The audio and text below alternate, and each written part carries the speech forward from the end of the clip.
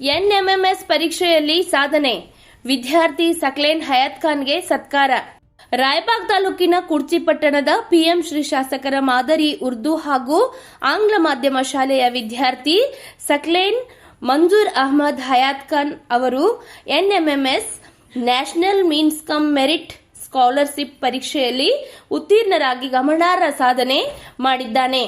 2025-26ನೇ ಸಾಲಿನಲ್ಲಿ ನಡೆದ ಈ ಪ್ರತಿಷ್ಠಿತ ಪರೀಕ್ಷೆಯಲ್ಲಿ 8ನೇ ತರಗತಿಯ ವಿದ್ಯಾರ್ಥಿಯಾದ ಸಕ್ಲೇನ್ ಅವರು ಅರ್ಹತೆ ಪಡೆದು 12ನೇ ತರಗತಿಯವರೆಗೆ ಪ್ರತಿ ವರ್ಷ 12,000 ಸಹಾಯಧನ ಪಡೆಯುವ ಅವಕಾಶವನ್ನು ತಮ್ಮದಾಗಿಸಿಕೊಂಡಿದ್ದಾರೆ. ಈ ಸಾಧನೆಗೆ ಶಾಲೆಗೆ ಹಾಗೂ ಪಟ್ಟಣಕ್ಕೆ ಹೆಮ್ಮೆಯ ವಿಷಯವಾಗಿದೆ.